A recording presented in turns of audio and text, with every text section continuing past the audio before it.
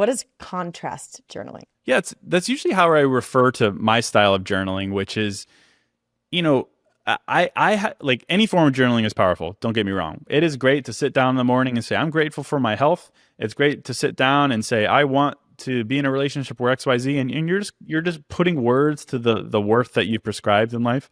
That's amazing. The best clarity I found comes from the confusion. Like it comes from the questions you have.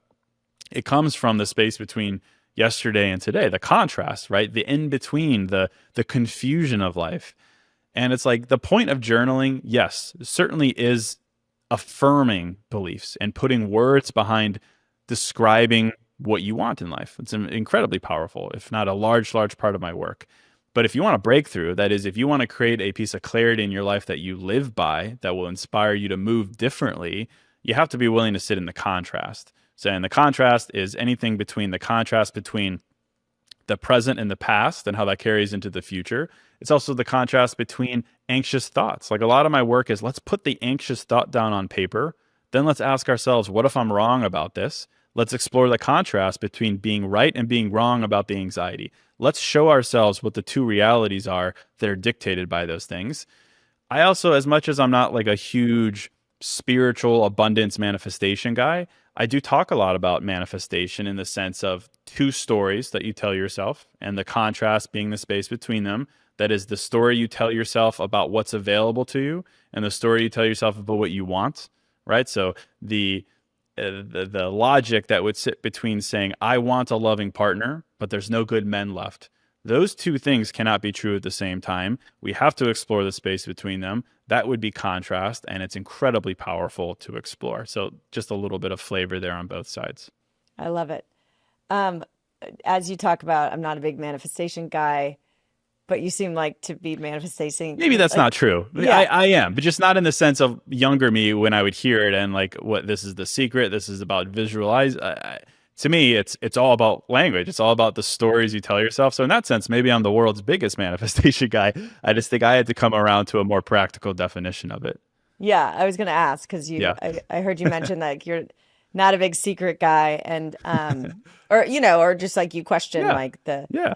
So, what is your practical method? Is it just that contrast journaling, and what are your kind of overarching spiritual beliefs, if you feel comfortable sharing, Of course. on like what we're able to co-create in our lives? Because for me, I'm Yeah. like constantly trying to expand what I think is possible for myself, and Yeah. I have pretty big aspirations. Me too. Me too. Yeah, well, I would say it's two things. It's the one that I just referenced, right? So manifesting is making sure that the story supports itself logically. That is, for me to be able to vent about something that frustrates me, but still describe a reality that presents what I want to live, and make sure those two things are connected by logic. And writing that down. I do that all the time. Case, I want to be a New York Times bestselling author. Amazing. So I cannot be telling myself things like, no one will care what I have to write. I'm not good enough. None of the imposter syndrome, none of the insecure beliefs. Honoring the feeling, because I'm not just swiping those under the rug, but I'm honoring them, but still creating space for that reality. The other thing that like is something that I'm like aggressively practicing as of late is maybe not that radical form of visualizing, but is a visualization practice that really taps into all the great neuroscience behind visualizing, the acknowledgement that the brain doesn't really know the difference between a memory and a really in-depth visualization, right? I'm not a scientist, but the same parts of the brain fire when you think back on something you actually lived as it does when you have a really in-depth visualization of a future moment. And for me, it makes me just realize how powerful it is to visualize and manifest and write from the perspective of memories as opposed to fantasies. And this has been really big for me because I think a lot of people we're fake it till we make it type people. And don't get me wrong, there's a lot of room for that. But for me, my mindset as of late has been more of the feel it until it's familiar territory. You create familiarity with a feeling, you're firing the same brain functions as you are with a memory, because familiarity is memory driven. So a lot of my visualization practice is putting myself in the future and then looking back, and like I'm telling a story about the memory of the thing that I've already lived. And what does that look like? And as specific as I can. and using that to also fill the space in my manifestation in the way that I write. So it's all about like creating familiarity with emotions that maybe I don't have yet, but I'm not fantasizing and trying to create them out of thin air. I'm remembering them. These are memories, future memories. Remember your future kind of idea. So I think those two things for me, both like a belief practice, but also a very tangible written practice, has been really grounded. And I enjoy doing it, and it really helps give me clarity and familiarity, most importantly of all. It's so true. It's so good. I love that you just shared that.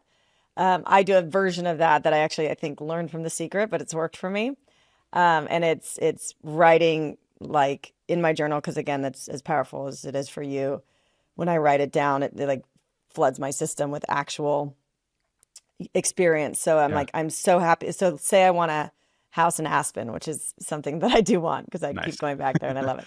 Um, I'm so happy and grateful now that I have this beautiful house in Aspen and it just like, and I feel into that and I write it down and I write it down every day. And then I mix in things that I actually have. So I'm like, I'm so happy and grateful that my daughter and I are healthy. And so I just play like it's the Yeah. playfulness of like Yeah. fantasizing. And I think also it's like in the all that I know and knowing what I don't know, I play with this idea of I want the house in Aspen because, like you said, it in the future it exists, and that's that thing. So I go from like you, the future memory. I mean, there's a reason that it's I almost like flip time, the linear Yeah. time, and go backwards. Yeah. It's like I only have this dream in my heart because I'm experiencing it in the future, and like time is actually reversed. You know what I mean? And playing I with do. that Yeah. kind of sci-fi vibe. Yeah, 100%. I mean, we're doing variations of the same thing. I like approach it like I'm in the future and I'm reminiscing on that event, that one breakthrough, and I'm telling someone a story about it, right? And as much detail, where was I when it happened, what happened, like just trying to fill as many pieces of the visual, the smells, the sights, everything, the touch to really prompt that feeling. Well, I know this feeling. This is a familiar feeling. And as much as just being familiar with the feeling doesn't necessarily going just to snap your fingers and create things, but familiarity is a heck of a thing. And I think it leads to more aligned actions, better clarity, better decisions. So I think, yeah, these type of practices, I think younger me would have been like, this is just goofy. And maybe that was an immaturity thing or just a lack of, confidence in myself to be able to just sit in a feeling rather than to just be go, go, go. But I really do believe in it now. And yeah, it's definitely like an important part of my practice and teachings as well, because it really touches the various elements of emotional vocabulary aligned with emotions. How are we picturing the emotions? How are we feeling the emotions? So it all relates to me, for me. And it's such a good practice too, and on all of your work and this reflective kind of, brute force mindful lifestyle Yeah. is if we, I just always go back to the simple thing. If we if we let down the reins of our mind, which is like a wild stallion, right? It is hardwired to go to survival, which is driven by fear. So you're Yes. vigilant and you're going to be looking for things that are, excuse negative. But we have this brilliant capacity in everything you just talked about. Like if we take the reins of our mind and we do these daily practices, we are consciously co-creating with this power of the mind. But we have to start to become aware of the language we use towards ourselves and when we're in default. So once we start to do these practices and on a daily basis, we literally take the reins of our life. Yes. That's what it's all about.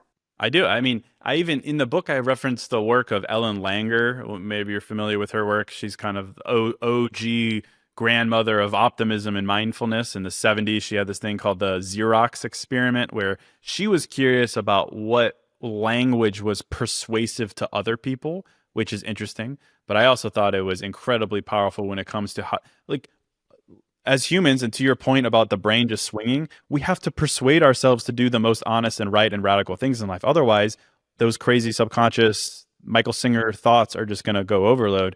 And in her work, it was basically how can I persuade people to let me cut them to make photocopies? A Xerox machine is a photocopier for the younger folks listening. And she was curious, like, what would allow me to cut a line of 20 people all waiting to make a photocopy? And she basically did it in different ways, but basically showed that if you have a strong why behind it, saying I need to cut in line because I'm in a rush, for instance, almost like 90, I think it was like 95% of people let her cut them because she said I'm in a rush. And you know, it's interesting, and there was a bunch of nuance with the study, but I always thought that was so interesting, like how tapped into our why, and not necessarily like our why for a living, but the why behind the things we say we want and deserve. How tapped into that are we? Can we write it down and memorize it and turn to it in times where we're confused or beat up or just not feeling it? That I think is an incredibly powerful self persuasion technique that we're not so locked into because we're too amenable to other people's whys or distracted from our why, or we haven't taken time to think about the why behind a lot of things. So even in the book, I ask people, why do you even want love? Such a basic question where most people say, well, what do you mean? That's what you're supposed to do, or I want to have a family, or I don't want to be alone. To your point, fear based reaction to desires.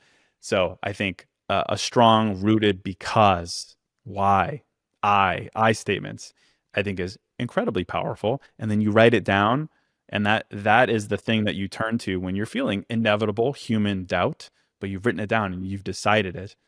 Maybe you even tattoo it. I don't even know. People tattoo my writing sometimes, and it's like crazy. It's like it serves a powerful purpose.